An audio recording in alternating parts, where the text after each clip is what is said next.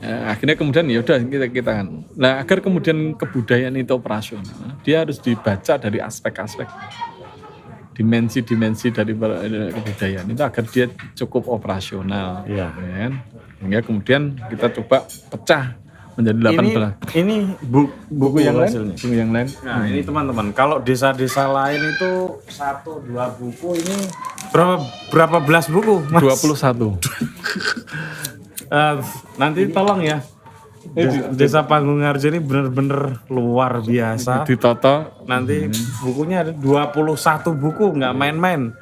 Bikin satu buku aja satu desa udah pusing, ini bikin 21 buku dan bukunya nggak main-main. Ini berbasis riset ya, dengan melibatkan banyak ahli ya Mas. Saya kebetulan ikut ngisi kongresnya itu. Jadi ini 21 aspek kebudayaan. 21 Ada 18 aspek. 18 aspek Dan masing-masing aspek dibikinkan bukunya. Ya tentu saja bukan sembarang buku ini, buku-buku yang sangat terkonsep dengan baik berdasarkan riset, masukan para ahli. Terus termasuk juga ada jadi ini dihasilkan dari 10 hari dari ada 18 serial webinar yang mengundang sekitar 110 narasumber. Ini 110 narasumber. Terus kemudian juga kita ada puluhan call paper yang dikirimkan oleh akademisi dan lain sebagainya. Terus kemudian karena itu perspektifnya elit, kita pengen juga menangkap perspektif warga desa sehingga kemudian kita melakukan riset ke 33 desa-desa yang tersebar di 33 provinsi. Nah, itu pun masih ada satu aspek yang belum bisa ditangkap dari sehingga kemudian kita melakukan festival kebudayaan Nusantara untuk menangkap imajinasi 19 subkultur yang ada di Indonesia. Kita pengen menangkap situasi masyarakat Gayo seperti apa, masyarakat Minang seperti apa, Batak seperti apa, Sunda seperti apa, Madura, Waju, termasuk juga Papua dan lain sebagainya, masyarakat Dayak dan lain sebagainya terhadap situasi hari ini dan imajinasi Indonesia ke depan itu seperti apa ya, kalau dipandang dari 19 subkultur yang ada dan dituangkan dalam buku-buku tadi. Gitu, kira-kira gitu. Assalamualaikum warahmatullahi wabarakatuh. Salam damai sejahtera untuk kita semua. Shalom, Om Swastiastu, Namo Buddhaya, dan salam kebajikan. Kepada yang kami hormati, Ibu Siti Mutmainah selaku dosen pengampu mata kuliah Sistem Pengendalian Manajemen kelas B dan kepada para penonton sekalian. Pada kesempatan kali ini, kami kelompok 6 Sistem Pengendalian Manajemen kelas B akan menganalisis Lurah Rasa Menteri. Adapun anggota kelompok 6 yakni saya sendiri, Erneta Aisyah. Perkenalkan, nama saya Mutiara Safa. Lalu ada saya, Gabriel Aldo. Ada saya, Maranggana. Dan ada saya, Justinus Adi. Keep on watching! Selanjutnya kita masuk kepada analisis pertama, yaitu tujuan organisasi. Nah, di sini jadi alasan awal mengapa Kepala Desa Panggung Harjo, yaitu Bapak Wahyudi Anggora Hadi, pada saat itu pada masa pencalonan ya tentunya, menurut beliau tuh tidak ada calon yang dapat mendorong pergerakan juga perubahan bagi warga desa gitu, sehingga beliau ingin mencalonkan diri. Nah, di sini beliau tuh memiliki tujuan organisasi, yaitu membangun kesadaran kolektif dengan pendekatan otoritas seperti itu. Nah, untuk melakukan upaya perubahan transformasi atau rekayasa sosial, bagaimana membangun sebuah kesadaran kolektif di desa tempat tinggal Pak Lurah ini ternyata membutuhkan waktu yang relatif cukup lama seperti itu. Nah, seperti yang sudah dijelaskan bahwasanya Pak Lurah sendiri ini membangun kesadaran kolektif masyarakat dimulai pada tahun 1999 ya. Dan baru terbangun kesadaran kolektif dari masyarakat itu sendiri pada tahun 2007. Hal itu pun karena didukung dengan adanya momentum bencana yang membuat masyarakat harus sadar akan kesadaran kolektif masyarakat tersebut bahwa di desa itu berpotensi untuk dijadikan suatu hal yang positif seperti itu. Nah, selanjutnya terdapat 3 hal yang menurut beliau bisa digunakan untuk mencapai tujuan tersebut seperti itu. Yang pertama, karakter personal. Dan di sini sikap yang ingin dimiliki tentunya untuk menjadi seorang lurah, at least track recordnya itu baik gitu, tidak buruk gitu, misalnya tidak pernah korupsi dan lain sebagainya. Selanjutnya adalah visi. Nah di sini bagaimana caranya beliau memberikan gambaran untuk membangun imajinasi bersama yang sekiranya para warga tersebut itu juga menangkap arah yang tahu yang dituju seperti itu. Nah karena imajinasi ini merupakan gagasan yang bisa dijadikan sebuah mimpi yang terjangkau dalam imajinasi warga desa. Nah karena imajinasi warga desa itu menurut penjelasan beliau ya pendek ya seperti itu. Jadi bagaimana caranya? Caranya tuh adalah dengan berangkat dari hal-hal yang sebelumnya itu terlepas dari apa yang mereka anggap sebagai persoalan, misalnya jaminan untuk mengurus lansia, jaminan untuk pendidikan anak, dan jaminan untuk memberikan perlindungan yang layak kepada masyarakat yang rentan kepada ekonomi, dan termasuk juga kemudian upaya untuk memberikan perlindungan layak kepada masyarakat yang rentan kepada ekonomi seperti itu. Nah di sini juga membangun kemandirian dari perekonomian desa itu sendiri dan bagaimana menjadikan desa itu sebagai ruang hidup yang layak, patut dan bermartabat bagi semua warga bangsa seperti itu. Dan selanjutnya adalah strategi kemenangan, yaitu dengan melawan politik uang ya. Di sini kan dijelaskan bahwa berawal dari beliau yaitu Pak Lurah itu merasa bahwa dirinya tuh dari kecil dengan keluarganya seperti tidak diurusi negara seperti itu. Bisa dikatakan pemerintah ini tidak peduli dengan masyarakatnya seperti itu. Nah jadi ketika mencalonkan diri, Pak Lurah ini tuh ingin melawan politik uang yang udah benar-benar jadi tradisi di Indonesia. Nah itu caranya dengan menyeimbangkan usaha dengan uang yang dikeluarkan oleh pesaing lain seperti itu. Mungkin sekian dari saya, terima kasih. Oke baik, selanjutnya masuk ke dalam kultur yang dibangun dalam pemerintahan Desa Panggung Harjo. Jadi pada mulanya pemerintahan desa itu bisa dibilang sangat buruk. Mengapa demikian? Karena dalam pemerintahan desa dulu tuh banyak korupsi, terus kemudian perangkat desa itu banyak yang malas, dan juga bisa dibilang bahwa pemerintahan Desa Panggung Harjo itu rusak. Hal ini diakibatkan karena pemerintahan negara pada masa lampau itu tidak turut ikut serta dalam mengurusi desa, sehingga tidak ada badan regulasi yang kuat untuk mengatur desa, khususnya Desa Panggung Harjo. Nah di sini Bapak Wahyudi itu hadir untuk meletakkan dasar-dasar reformasi birokrasi yang nantinya akan diimplementasikan secara bertahap. Yang pertama, mulai dari perangkat desa yang fungsinya tidak hanya sebagai pelayan administratif saja, tetapi juga sebagai penyedia layanan barang dan juga jasa. Hal ini dilakukan supaya dapat meningkatkan interaksi antara masyarakat desa dan juga perangkat desa agar bisa lebih memadai. Selain itu, program ini juga difungsikan atau bertujuan agar stigma masyarakat terhadap perangkat desa yang awalnya buruk menjadi semakin baik. Lalu kemudian yang kedua adalah adanya sistem penggajian berbasis kinerja yang diterapkan sejak tahun 2016. Ini mengimplikasikan atau berimplikasi pada jika lembaga ataupun perangkat desa itu kinerjanya semakin baik, maka penggajiannya pun akan semakin baik pula. Begitupun sebaliknya, jika kinerjanya buruk, maka penggajiannya akan juga buruk.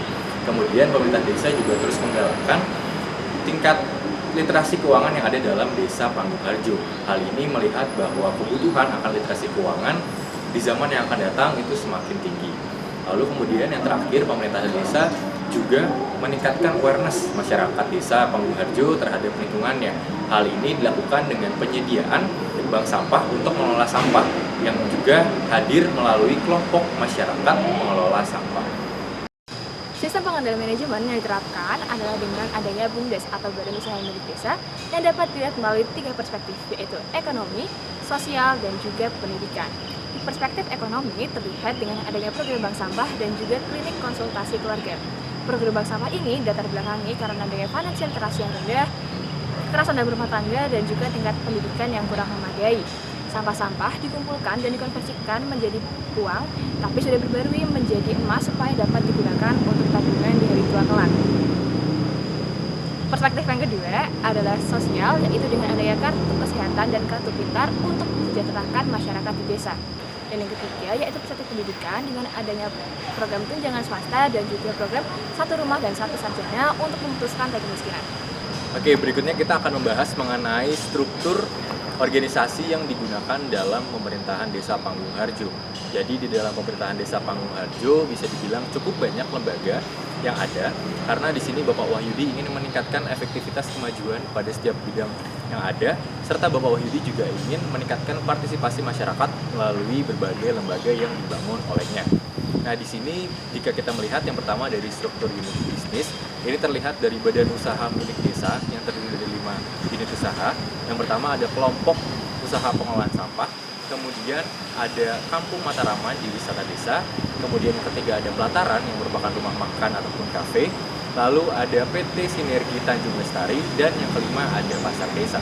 Selain itu, pemerintah desa Panggung-Harjo juga menjalin kerjasama dengan berbagai pihak, yaitu contohnya melalui program Satu Rumah Satu Sarjana, kemudian mengadakan kerjasama dengan universitas negeri maupun universitas swasta yang ada di sekitar desa, dan juga bekerjasama dengan rumah sakit untuk penanganan ibu-ibu hamil.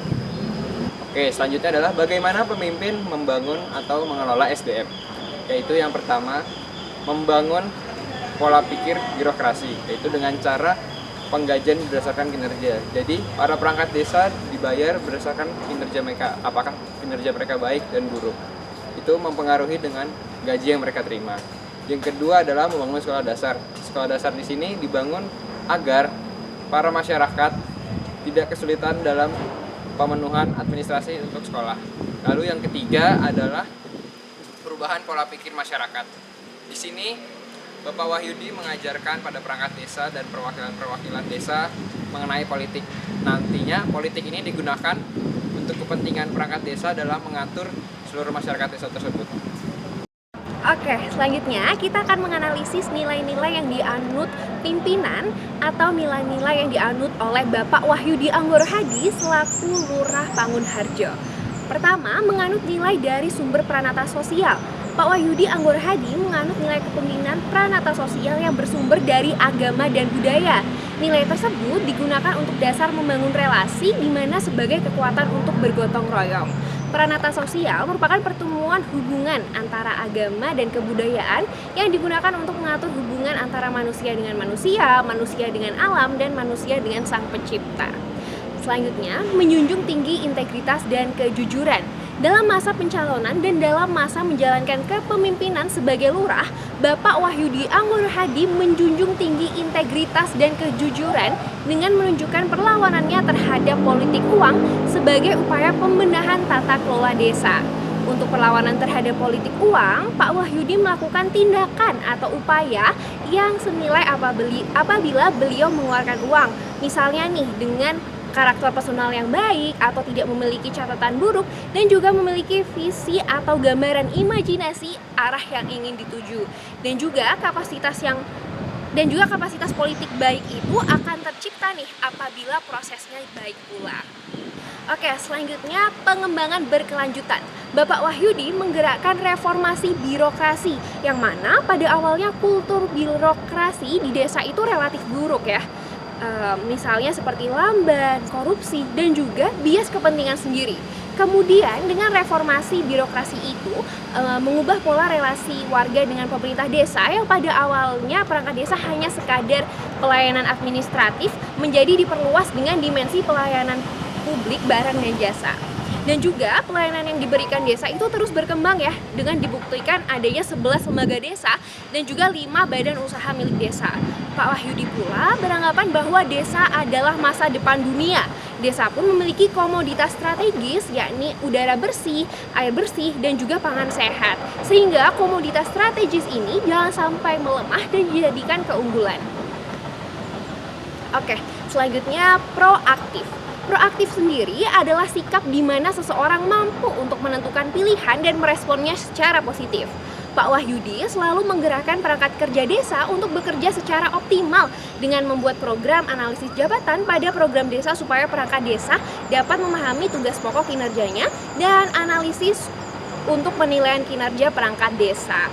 Pak Wahyudi menggali sendiri nih isu-isu yang ada di Desa Panggung-Harjo dan memberikan solusi agar isu-isu dapat tertuntaskan. Sebagai contoh, isu sengketa yang terjadi pada masyarakat Desa Panggung-Harjo yang mana Kemudian pada tahun 2014 dibentuklah Lembaga Mediasi Desa dengan tujuan untuk menciptakan kehidupan masyarakat yang tertib, aman, dan damai sekaligus dalam rangka untuk melakukan pembinaan kepada masyarakat desa. Sekian untuk nilai-nilai yang dianut oleh pimpinan. Baik, selanjutnya nilai-nilai yang menginspirasi dari video Lurah Rasa Menteri. Yang pertama, Bapak Wahyudi merupakan sebuah pribadi yang berani untuk menginisiasi sebuah perubahan. Yang kedua adalah Bapak Wahyudi memiliki prinsip yang kuat. Yang ketiga, Bapak Wahyudi memanusiakan manusia. Dibuktikan dengan di Desa Pangunharjo mempekerjakan orang dengan gangguan jiwa dan juga mantan preman.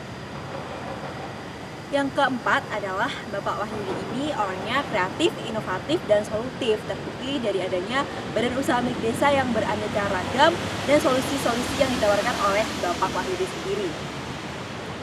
Dan yang kelima adalah Bapak Wahyudi sendiri berkomitmen dalam merubah desa. Sekian dari kami, terima kasih.